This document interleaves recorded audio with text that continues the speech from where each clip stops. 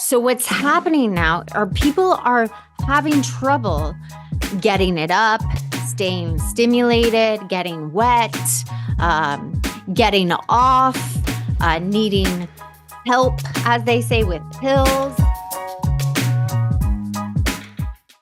Shh. Welcome to the Secret Life Podcast. Tell me your secret. I'll tell you mine. Sometimes you have to go through the darkness to reach the light.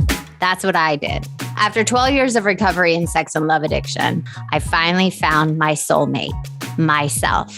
Please join me in my novel, Secret Life of a Hollywood Sex and Love Addict, a 4-time bestseller on Amazon. It's a brutal, honest, raw, gnarly ride, but hilarious at the same time. Check it out now on Amazon.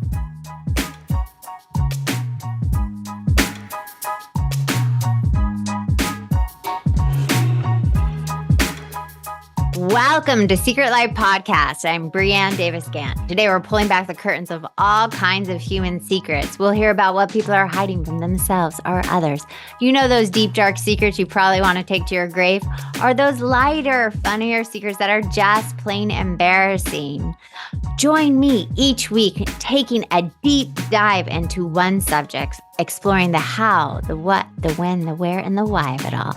Get ready for a more focused and revealing journey into the human experience, this new chapter of Secret Life, and I am excited you are along to enjoy the ride. And today we are talking about porn, fantasy versus reality, the intimacy killer. Okay, I have been dying to do this episode. I have been wanting, when we were doing interviews, people to reach out about porn. And I've had people reach out, but it wasn't in the same realm of talking about the fantasy and reality of porn, because I have a different thoughts about porn. Listen, I love porn. Porn's great. Porn's wonderful. Enjoy your porn, all you want. But when I deal with porn and relationships, porn and sex addiction, porn and sex and love addiction, or even love addiction, it affects the human brain differently. So here's the deal. Here's my thoughts on it. You can take it or leave it. Obviously, change the podcast if you want. But here's the thing I see, and I'm seeing it more and more and more. It's that people are watching porn a lot. And when you watch porn a lot, it's very hard to separate the intensity, the escapism of what's on the screen to what's in front of you with an actual person. So what's happening now are people are having trouble getting it up, staying stimulated, getting wet, getting off, needing help, as they say, with pills, needing extra toys, lube. I mean, it is really, and I'm talking at the beginning of relationships. I have had couples that have been together for 15 plus years. Yes, after you've been together for a while, you have to spice things up, bring things in. But at the beginning of a relationship, that shouldn't be necessary. You're at the beginning of a relationship. So if you're already doing that and you're struggling having intimacy, keeping arousal, that's an intimacy problem, probably within yourself.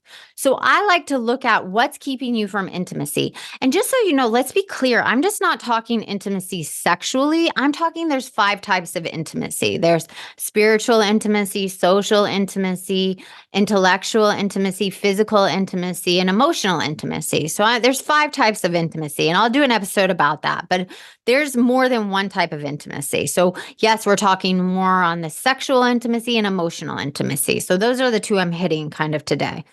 So with porn, it keeps you from emotional intimacy to the person in front of you. And yes, you're going on the physical because you're leaning more into that, but it also keeps you from the emotional intimacy. And most people on this planet, before they have real physical intimacy with a partner, they see porn first. So earlier age they see porn. And now I even said in past episodes when I've talked to guests, boys are seeing porn as young as 6 years old because those gaming systems, you can watch porn on them. So a lot of parents I talk to, I ask if I'm working with their young sons, I said, when do your son play video games? And they're saying, oh, he had a gaming station at like 4. And I'm like, oh God, that's not good. Or 5. And I said, okay, do you know when he watched porn, especially if there's a game addiction or huffing or some kind of addictive state? I say, when did it start? And it usually started in video games. And then when I finally talk to the young kid, it's usually they watch porn very young, very, very young.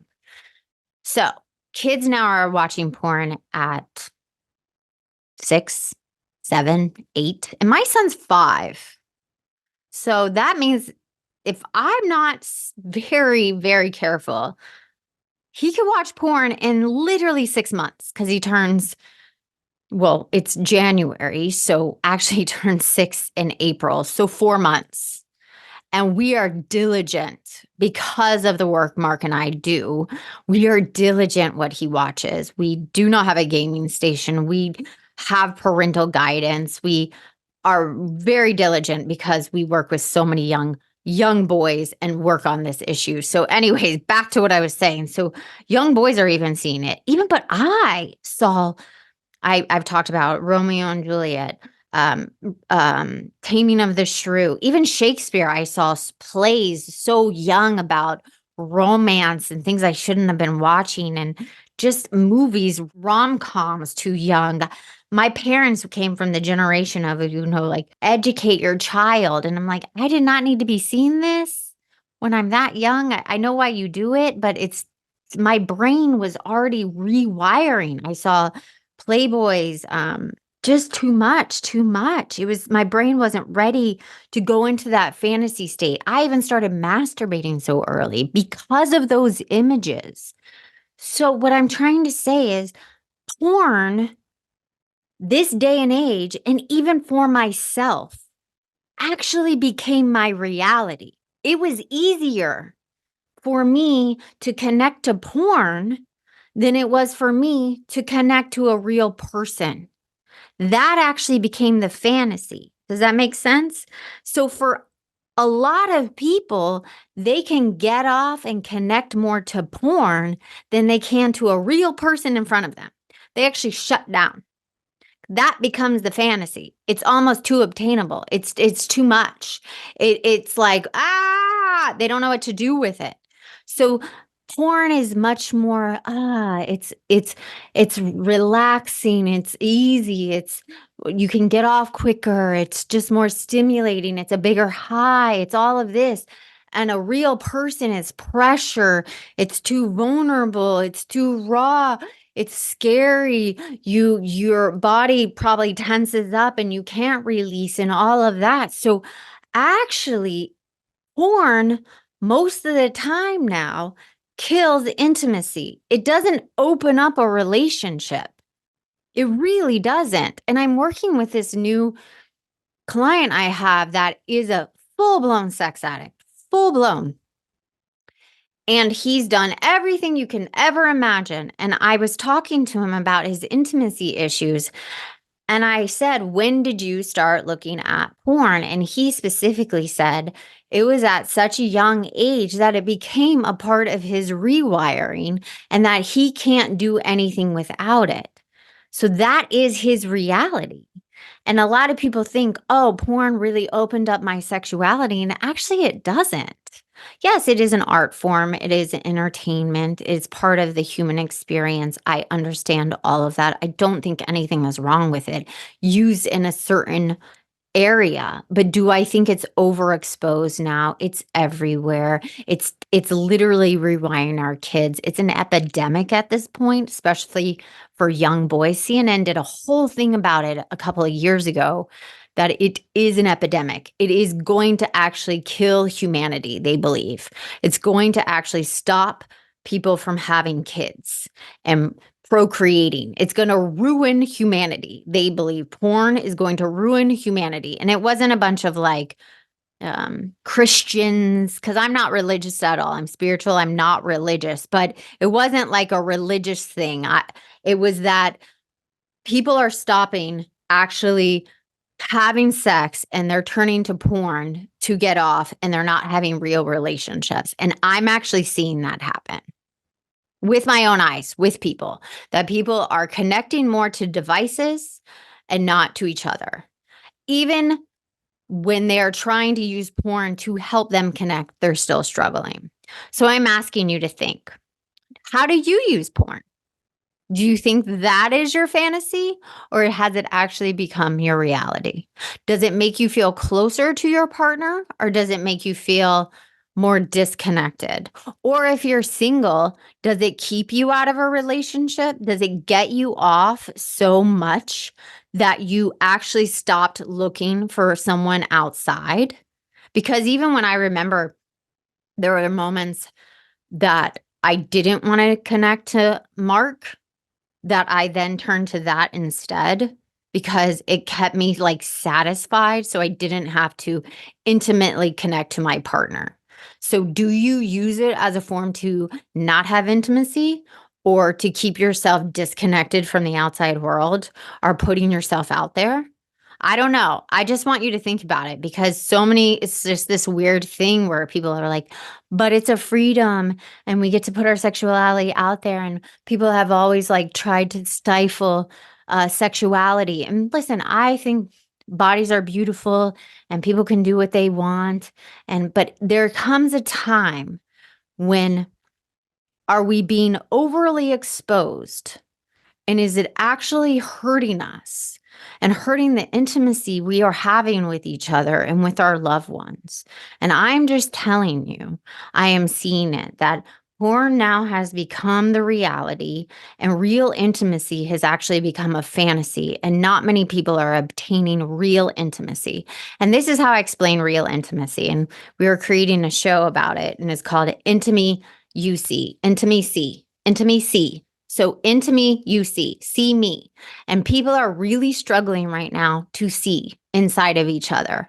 And there's so many disconnections, and I'm just seeing it. And so I want to ask you, write back to me. Tell me what you think. You don't have to if you don't want to, but I just feel like it's important that we open up this dialogue, because I'm seeing it firsthand, struggling with intimacy, struggling to get off, struggling to connect. And one of the main things I'm hearing is that the porn industry is overexposing, especially with our kids, especially with social media.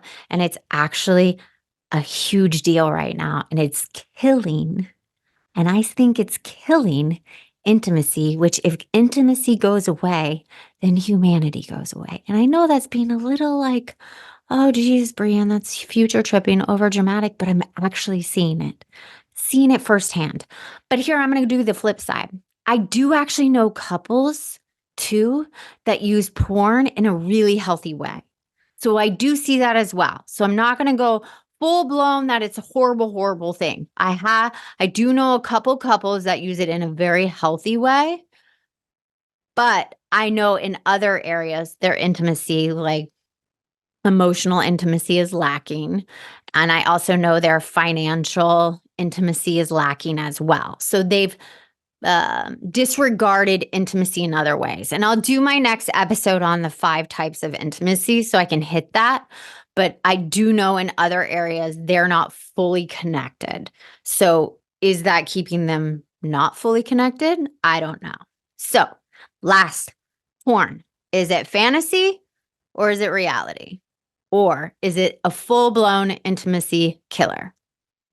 Thank you for listening to Secret Life Podcast. I love to know your thoughts. Send them in on this topic, or if you have something else you want to talk to me about, send me a note at secretlifepodcast@icloud.com. Until next time.